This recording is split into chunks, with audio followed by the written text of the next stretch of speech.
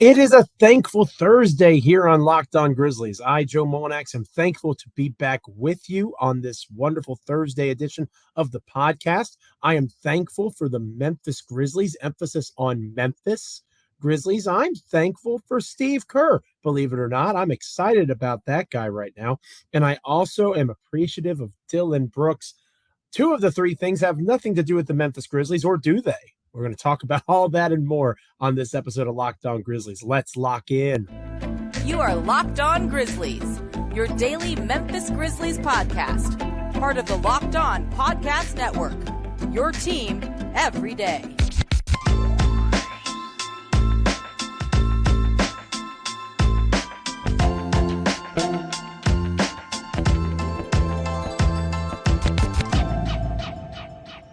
Oh, it feels like forever. It feels like forever, dear listener, dear viewer. It is I, Joe Mullinax, back in the flesh, happy to be with you on this latest episode of Locked On Grizzlies. Free and available wherever you get your podcasts, as always, as proud members of the Locked On Podcast Network. You should also check us out on YouTube, like, comment, rate, review, subscribe, all of those fun things.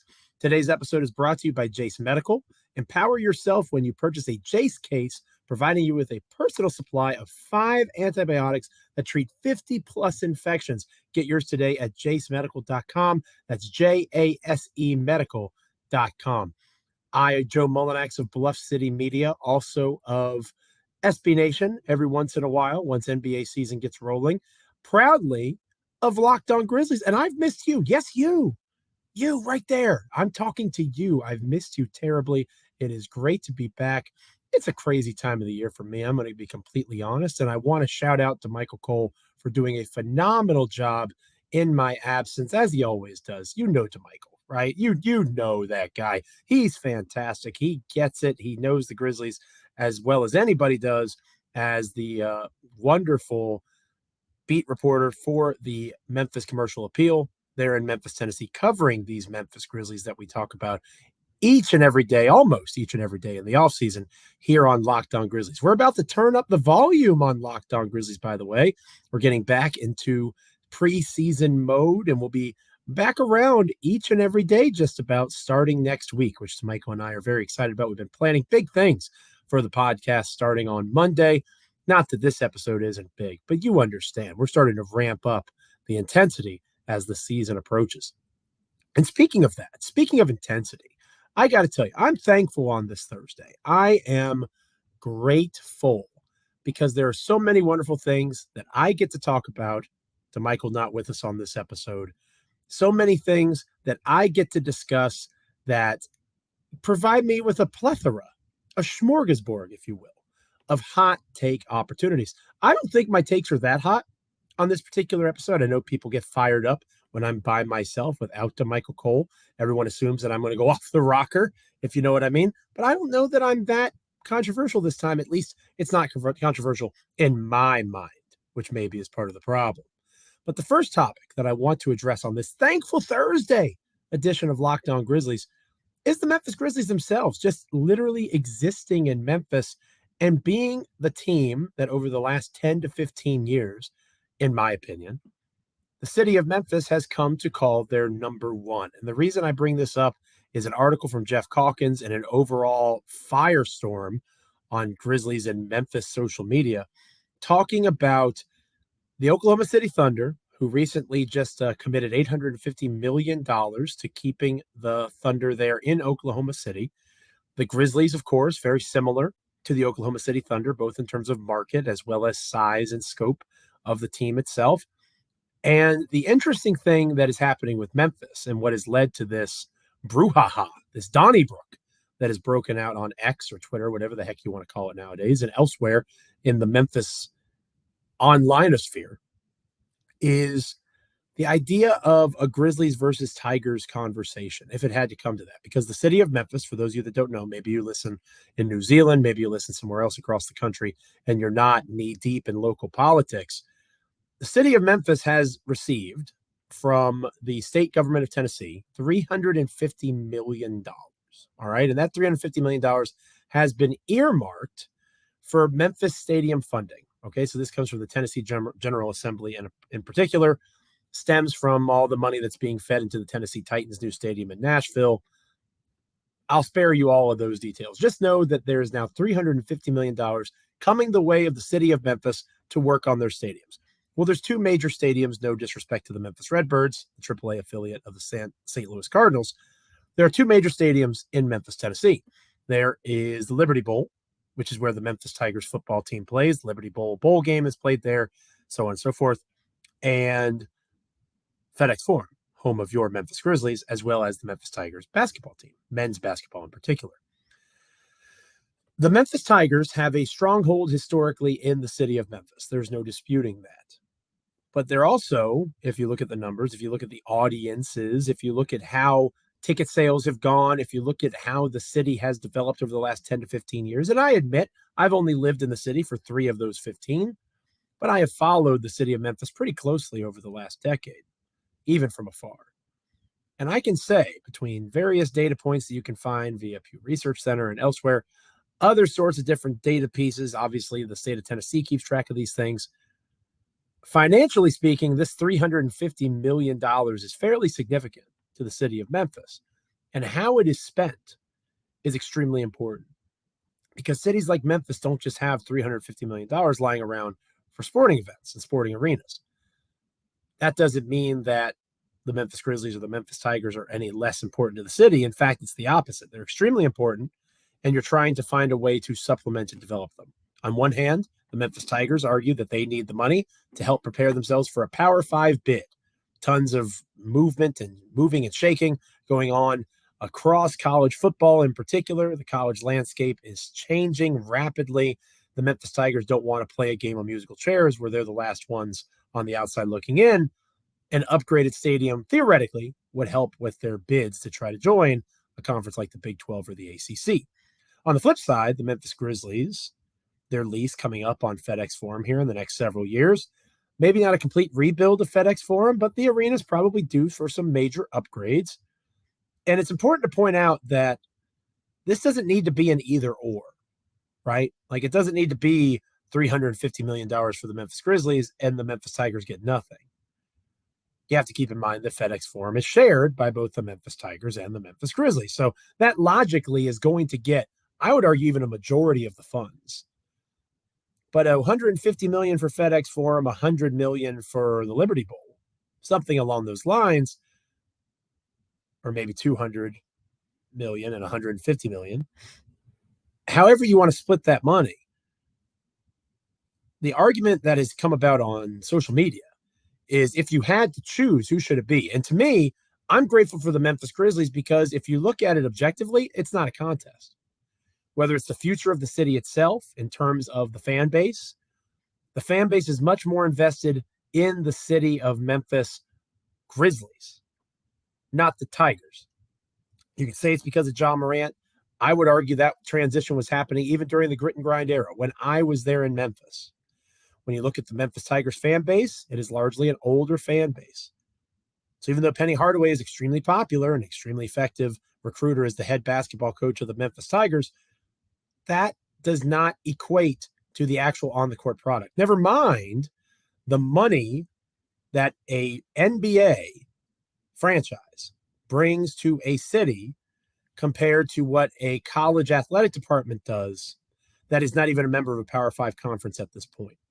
So it really is a conversation of what was versus what is and what will be. And when you're looking at a city like Memphis that is looking for ways to best get the juice out of the squeeze, how do you maximize the productivity of a professional or a successful athletic department in college? The larger success rate in terms of opportunity cost comes from investing in the NBA franchise, because the Memphis Grizzlies leave. The Memphis Grizzlies are gone. And again, there's nothing to suggest that that's coming. The city of Memphis is very negatively impacted in terms of revenue, in terms of attention, in terms of all the things that make people potentially want to come to Memphis. The Memphis Grizzlies have the potential to have a broader footprint. Maybe they don't have it right now. Maybe it is dependent on superstars like John Morant. But guess what? The Memphis Grizzlies have a superstar like John Morant. And because of that, they are in a position to where they can expand the knowledge of Memphis in a way that the University of Memphis simply cannot. So whether it's entertainment value, the NBA product is just better than college basketball. I don't know many people that would openly argue for college basketball in front of the NBA at this stage. Maybe you would in the comments if you want to try to sell me on that. It's going to be very difficult. I want to stress that it doesn't have to be an either or. But if we're divvying up that $350 million, I would probably go $250 for FedEx Forum and $100 million for the Liberty Bowl. And if that's not enough for the Liberty Bowl, then they have to come up with that money somewhere else, because FedEx Forum, Memphis is a basketball town. Memphis is passionate about their Tigers, and I think that passion will continue. But that rise with John Calipari, the Derrick Rose years, all of those things, they've passed. And in the years upon years of losing that the Memphis Tigers endured, even if they made it to a tournament and then lost in the first round of the NCAAs, the Grizzlies have been, give or take a couple of bad years, that successful. And now there is a whole new generation of basketball fans in Memphis that would call themselves Grizzlies fans before they would call themselves Tigers fans. So the city of Memphis's future in terms of sports lies with the Grizzlies. Doesn't mean that the Tigers don't hold significance, but it does mean if you're having to make a choice in terms of investment, the Memphis Grizzlies are more than worth that investment.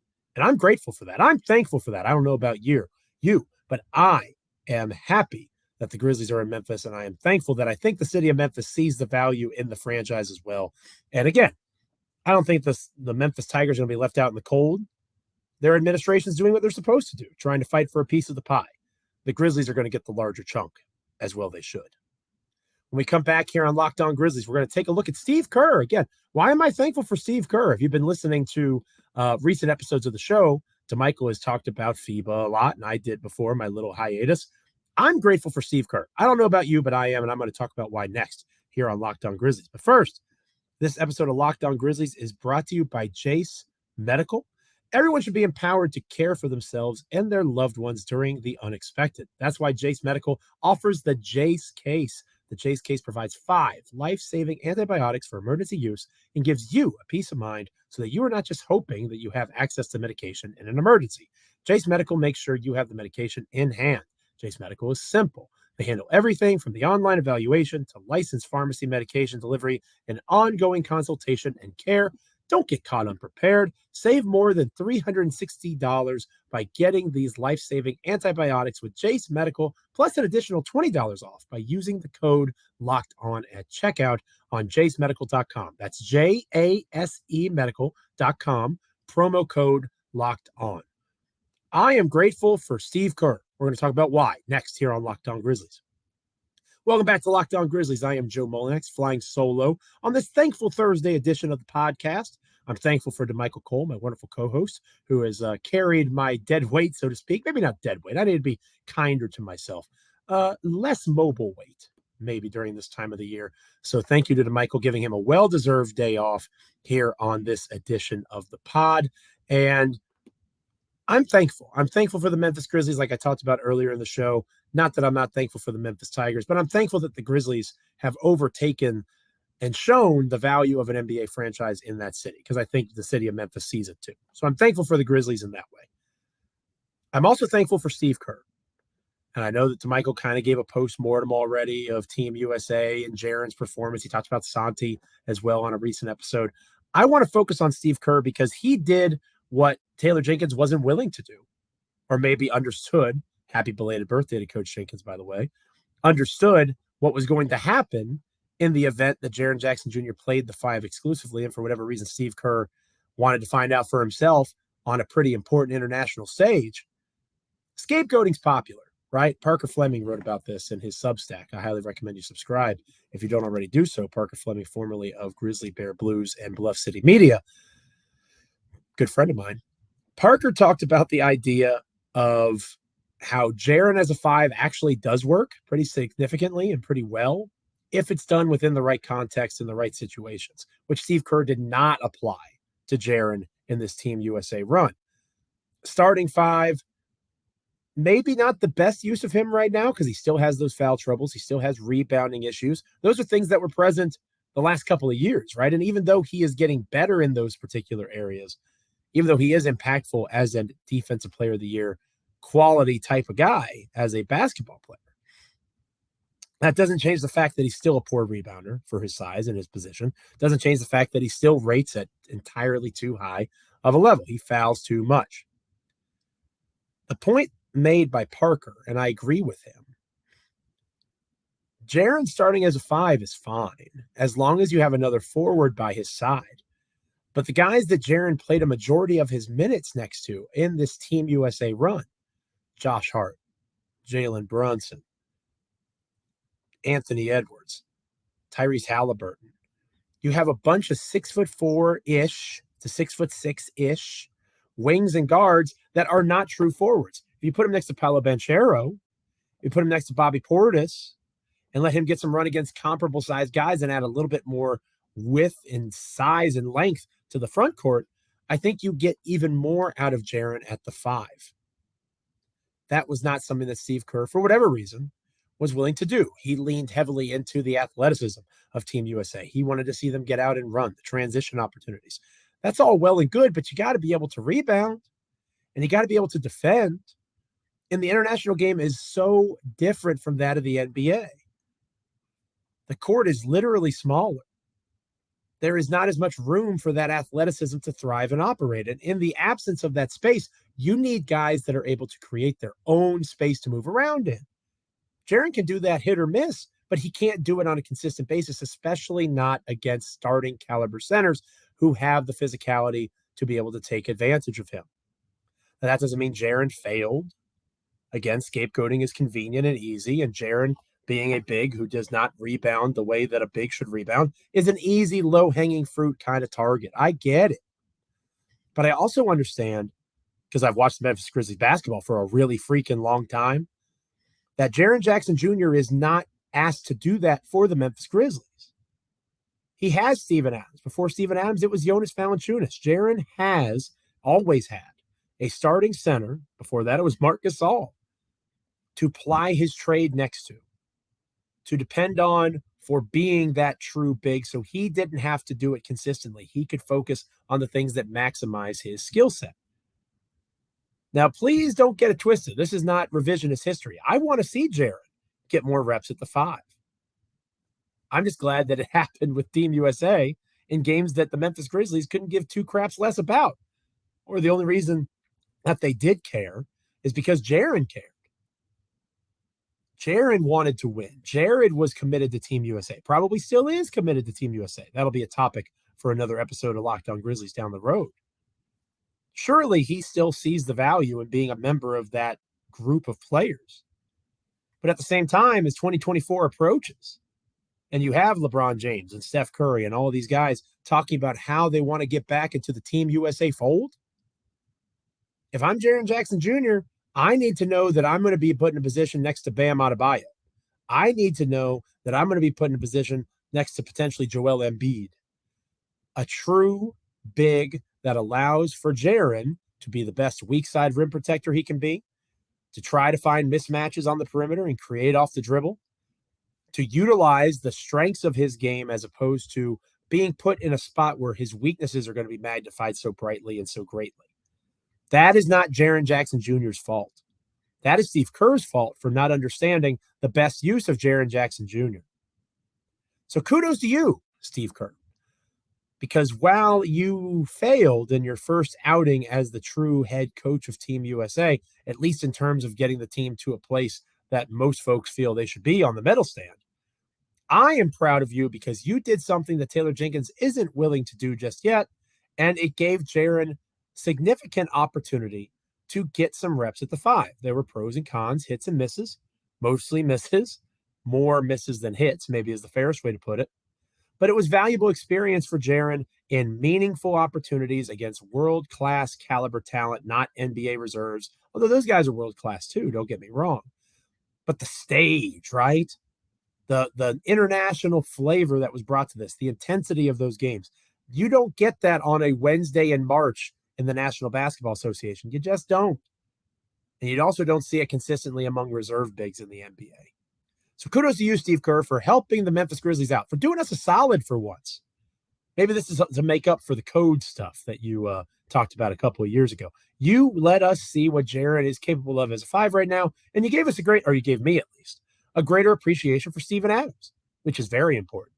Love you, Steve-O. Glad you're still around. Hope you're healthy. Looking forward to training camp with you as the starting center of the Memphis Grizzlies and Jaren Jackson Jr. back where he belongs at the 4.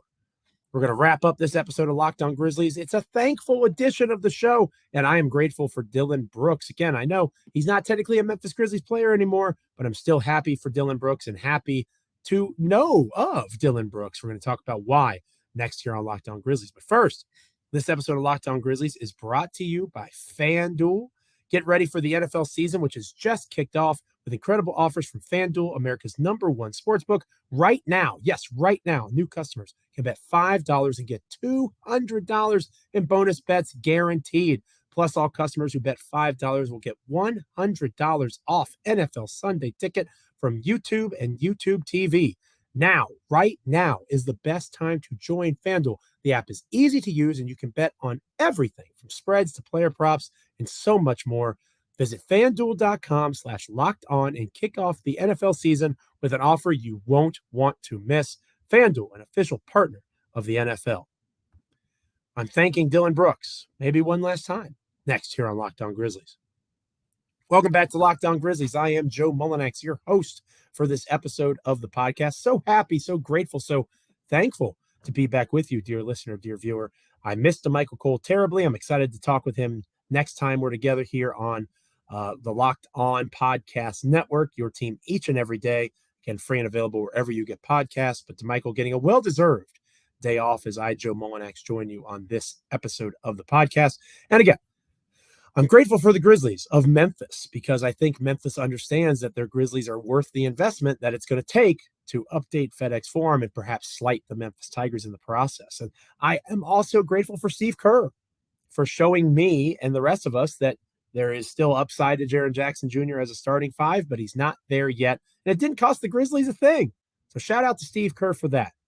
My last thank you on this grateful Thursday is to Dillon Brooks. Why? Because I love being right. Who doesn't love being right? Who among you, who among us doesn't enjoy being correct about something, right? And everybody loves to point out, whether it's on social media, over at Bluff City Media, in the comments here, on YouTube, wherever you get your podcast, if you comment, everybody chats. Joe, you were wrong, man. Joe, you don't get it, buddy, pal, chief. You use all the different titles that let me know that things are not cool between us, as Dane Cook once said. But again, I'm going to pat myself on the back where necessary because nobody else is going to do it. DeMichael's not here to congratulate me on being correct. Dillon Brooks is showing right now. He showed in the FIBA third place game where he absolutely cooked the United States of America that he is capable of being something that he was not in Memphis. Now, you're probably listening or watching and you're thinking to yourself, Joe, that's a drastic overreaction. You have lost your mind. Dillon Brooks is never going to shoot for 12 for 18, 6 for 8, or whatever it was from 3 ever again. Not going to happen, dude. That's not what I'm talking about. I'm talking about the entire tournament where he showed a willingness to make the extra pass that he did not show consistently in Memphis, where he played in and behind superior offensive talent like SGA. He is more than willing to be that guy if he believes it's what's best for the team and if he believes that's what the team wants of him. But what's been my argument with Dillon Brooks all along, dear listener, dear viewer? I said from the jump when I saw Dillon Brooks get drafted and be a part of that 2017-28 team that was so bad, 2017-2018 team that brought Jaren Jackson Jr. in as the 4th overall pick in that draft. The year before the lottery odds were skewed to try to curb tanking, the Grizzlies were a really bad basketball team. And Dillon Brooks, a majority of the time, because of injuries to Mike Conley and things going on with Marc Gasol, the tanking that was clearly going on, there were way too many nights where a second-round pick from Oregon was asked to be the best player on the Memphis Grizzlies. There were way too many times where Dillon Brooks, who everything that he's gotten in basketball, he has earned. He was asked to be the lead defender on an opposing team's best player as a second-round pick in the 2017 NBA draft. Where am I going with this? Here's where I'm going with this. Dillon was asked to be more with the Memphis Grizzlies than he ever could possibly have been because of the bad situation he was in. And that continued on through the drafting of Jaren Jackson Jr., through the selecting of Ja Morant and Desmond Bane. Because as these young talents were coming into being, it wasn't just Jonas Valanciunas that was depended on as that security blanket. No. Jonas was that break it glass in case of emergency offensive guy. Dillon Brooks was the glue. He was the defensive energy. He was the first block in the culture that the Memphis Grizzlies were trying to build. And as DeMichael and I have talked about, what is that culture? Is it healthy, given what's become of Ja Morant, at least to this stage, with a 25-game suspension looming to start his season? Those are all fair things to ask and ponder, and we'll probably ponder them again here on Locked On Grizzlies as the season approaches. But I think that a lot of people, because of his admittedly terrible offensive season this past year in particular, but his overall frustrating demeanor, the way that he talked too much, pulling on Superman or LeBron's cape, so to speak, it got tiresome. And people didn't want to invest in that anymore, and they didn't think that Dillon would fall in line in Memphis. And I'm not disagreeing with you. I'm with you on that. I support that viewpoint. But it's not because Dillon's some jerk or he wasn't a good teammate. It's because of the way that he was cultivated. It's because of how he developed within the NBA structure of the Memphis Grizzlies. Whether it was early on when there was nobody else to take those shots and be that defender, or in the early years of the Ja Morant era where the players looked to Dillon Brooks. Watch the bubble games back again. Go do it. And I promise you, you will see Ja Morant and others deferring to Dillon Brooks because Dillon was the guy that was willing to be on the wall. He was willing to take that shot. He was willing to be that defender. He was not afraid because that was his entire rookie campaign. Dillon is not a cancer. Is he worth $20 million a year over 4 years? I would have paid him that, but I get why they didn't. I get why the Grizzlies didn't. I'm not mad at him for it. The Houston Rockets are going to be happy they did because that's a guy who cares, who is going to invest. And now that he's going into a fresh situation, whatever the Houston Rockets are telling him is his role, that's what he's going to do. And it'll be on the Houston Rockets now. If they say, come on in, Dillon, we don't want you to change a thing. And I know what Dillon has said in the media. I know he's talked about wanting a larger offensive role. Maybe the Rockets will provide that. But if they do so within the scope and scheme of what they're trying to build, it was money well spent on their end. It would have been money well spent in Memphis too, in my opinion. But it would have meant moving on from a Brandon Clark. It would have meant having to have some sort of other money shifted around as Desmond Bane's contract kicks in and the money of Jaren and Ja continues to go up. Jaren's is descending, but in a couple of years, it's going to go up through a new extension. I get why Dillon was let go or not renewed, not brought back. I'm okay with it. I was not okay with how people celebrated it or felt that he was some sort of reason that the Grizzlies failed. It ended poorly, but Dillon Brooks is a major reason why Memphis has been the 2 seed in the Western Conference the last 2 seasons, and I think he's going to bring a lot of that same energy to the Houston Rockets, and it was good to see him prove me right, at least on the international stage. Thank you so much for listening to or watching this episode of Locked On Grizzlies. It is much appreciated. Again, free and available wherever you get your podcasts. Check us out on YouTube.